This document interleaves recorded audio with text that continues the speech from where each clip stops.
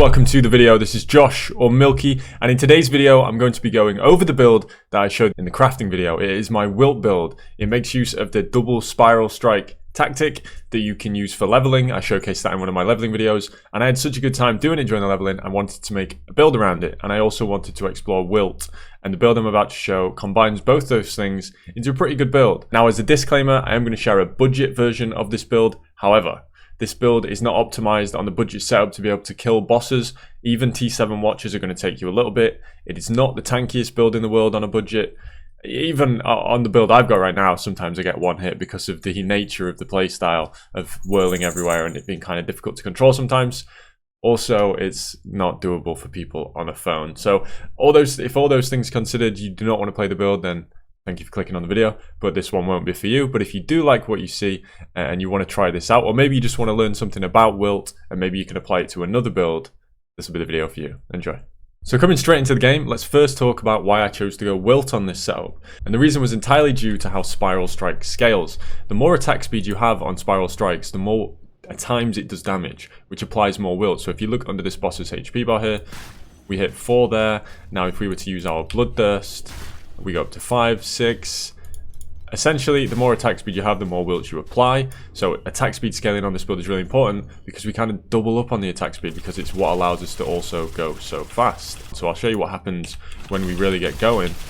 The build quickly ramps up to, you know, 99.999999999. Now, this is obviously on very good gear, but that's why we chose to go WIlt, to combine it with Spiral Strike, is to build up all those WIlt stacks really quickly, and then we have lots of sources of Reap. Now, Reap in this game, what it does is it takes all the dots on the enemy and it deals a percentage of the damage based on the time that it will say. So for example, we have this amulet reaps 1 second of dots, so it reaps 1 second of the amount of dots that are currently on the target. So if we have 150 reaps, then it's going to do all those, and however much damage they would do in a second is going to deal that much damage. That's why you see such a big chunk.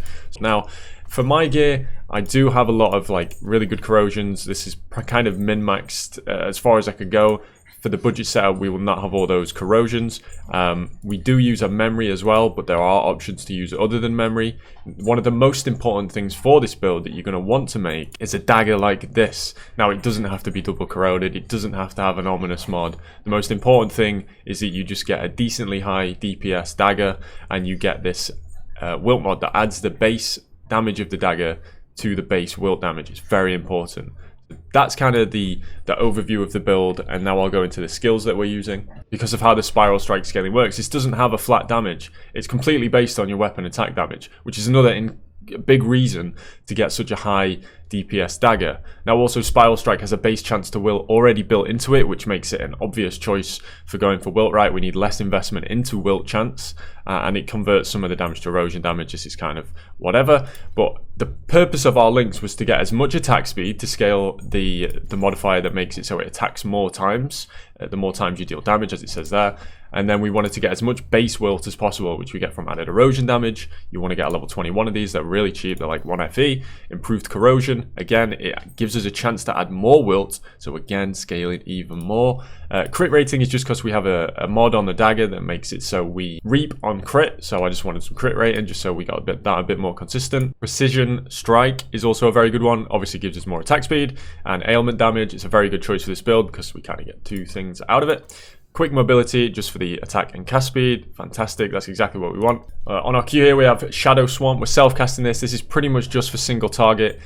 Just makes us hit a bit harder, and it also weakens the target, which combines with some skills on our skill tree. Then for the second spiral, we swap out the crit rating for a harden, just to make it a bit more durable. Bloodthirst, Soul Focus, and Mania. Again, we want more and more attack speed.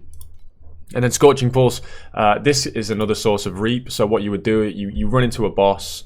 If it's a map boss, you just apply loads of Reaps, you stop whirling, you activate this, and normally the boss will just die. So that's fine. And then we do have double curse because of our skill tree setup. So we have Entangled Pain and Corruption. And then we have Corrosion Imbue, Erosion Enhancement, Energy Fortress, as well as a Restrain. Restrain is this game's version of Enlighten. For those unfamiliar, this does exist. You can buy these on the auction house fairly cheap. For the final thing, it is Deep Pain and Magical Source. These are on our life.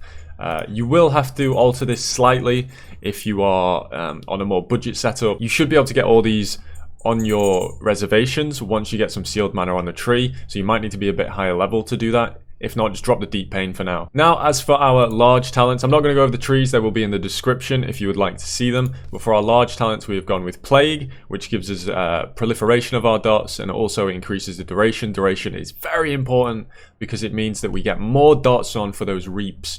Duration is huge in this build. We really want as much duration as possible. Forbidden Power, plus 35% additional erosion damage, but we can't reach end life. We went with Affliction. This means we apply Affliction. You can also get a pet that allows you to apply Affliction, but I understand not everyone's going to have that, so get it here from the Psychic tree. Verbal Abuse. More with less is good. You get it from your boots though, so don't worry about that. Soulbender, we have Tainted Blood. Gives us a 10% additional erosion damage, plus we deal 10% additional damage to life, so this point is huge for damage. And then finally we have Twisted Belief, which gives us +3 erosion skill level and -3 elemental skill level, which is great because Viral Strike is an erosion skill because of that base chance to wilt. So they're the big talents. The trees themselves will be in the description. So you can get Subtle Impact on an Infinity. If you don't get it, then maybe I think this is actually better than Forbidden Power, but try and look for these. Any of these three on your Infinity is very good. There are some very good Infinity options for this build. You'll have to experiment with those. I'm still looking for some cool ones to try out. Now, onto the gear. For my gear, again, this isn't just me showing off. This is kind of what you can aim towards. Not to say I've done it perfectly, but build works for me. High Energy Shield helmet with all the resistances we could ever need. A Twilight Vestment. This means that our energy shield starts charging whenever we reap. You do not need this corrosion. On the budget setup, you will need to get one of these. They're about 10, 15 FEs. Just get it uncorroded, you'll be fine. You are going to need a Manela's. It doesn't need this corrosion, but this is going to be one of the first things you want to aim towards if you want to start killing bosses later down the line. Gloves. I went for High Energy Shield, Culling Strike, some resistances that I needed, and another source of Reap. Belt, we got a Reap, well, an elevated Reap, and then Subtle Impact. Boots, we got the elevated Reap on our boots, as well as, obviously, we've got the more with less, as I mentioned. Ring, the rings are very, very good for this build. You can get some really cool mods. Ailment damage, ES, Reaping cooldown, recovery speed. Skill area from the Restless Ember, and Reaping duration, very good mod you can get from rings. You can, instead of having this 1 mana restored on hit, you can just craft on -5 mana cost. That will help you out a lot if you don't have all the sealed mana. And that is it for the gear. Obviously we have this dagger that I showed earlier and a memory. So that's my gear. I'll show you how it performs against some bosses now, just so you can kind of see what you're going to work towards if this is a build you choose to play. I'll show you how it performs against just a regular Keegan. I have tried Uber Keegan on this. It's definitely possible. The damage is high enough, but it's very difficult to control and play it like 100% correct. You are going to die sometimes, which is kind of, you know, unfortunate. But it does mean you're going to waste a few portals. So, as you can see, for the skill itself, you literally just spam it. You just hold down right click and you spam W. Don't press it too fast, or you can sometimes bug it out so you don't actually hit the boss. But most of the time you are just going to be spamming, and you just move away, come back, and it's lovely stuff. And he's going to phase soon. And there he is, he's down. And now we just finish him off. Give him a big reap there. You saw the reap there that did so much damage. That was our Scorching Pulse. Now, this will be very late on though. If you guys want to get to this stage of the build, this is going to take a lot of investment. It is primarily for mapping. So of course, given how generic the items are, aside from the unique items, you are just going to need to get these items uncorroded for the budget build. So it's not as budget as the Whirlwind build. But if you do want to play it, you will need to get these uncorroded to start with. And given how generic the rares are, you can pick these up. You just wouldn't get Cull or Reap. You would just get resistances and ES. For the rings, you would just want some ailment damage, some ES, and then, you know, resistances. Reap duration if you can get it. And obviously that -5 to attacks mana cost. And then for damage, you would need a dagger. I just had a sword here that I was trying out before. You just want as much physical DPS as possible. So a high roll of Flat Fizz, a high roll of Gear Fizz, and then the Wilt modifier. And then this is what you kind of put in instead of the memory to start with. Repeated End. This gives us Wilt chance. It also gives us more damage from our main hand, and also it gives us a source of Explode. So I'll show you the budget version in a map. We'll even go to a TA just to show you that it's perfectly capable of mapping. On the budget, The bosses are going to be the big issue, but you should be able to absolutely zoom through everything else, and everything just kind of pops. As you can see, this is the T8. One monster dies, all the monsters die. That's kind of the trick with this build. You can see I'm leaving a few stragglers. In T8, it's not going to be the best on the budget, but this was more just to show that it's definitely possible.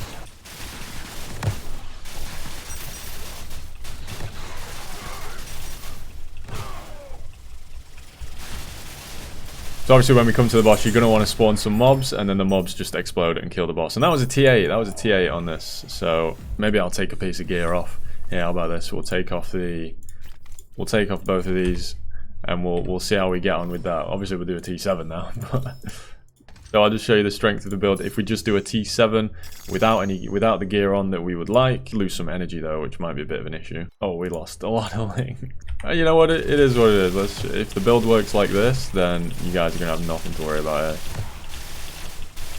So no armor.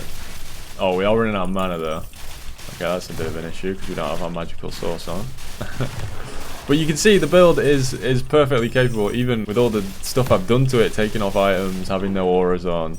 And that's that guy. The build is very quick at mapping and very capable. So in terms of how I would upgrade this build, if you were just starting off with kind of the baseline setup of having no corrosions, a kind of crappy sword, and the repeated end, I would first of all go for that Manella's corrosion, which gives you the reap on a 1-second cooldown. I would then go and get my level 21 gems and my precise gems for my auras. Maybe you can pick up your restrain there as well, so let's put that on. If you don't have your restrain gem, get that, so you'll get some more sealed mana. Subtle impact slash forbidden power infinity, with a source of reap on it, as you see here. And then you would want to upgrade your dagger, try and get an ominous crafted dagger at this point. Then you want to min-max your rares, try and get those better energy shield rolls, because you do have quite low ES if you're on the lower end of rares.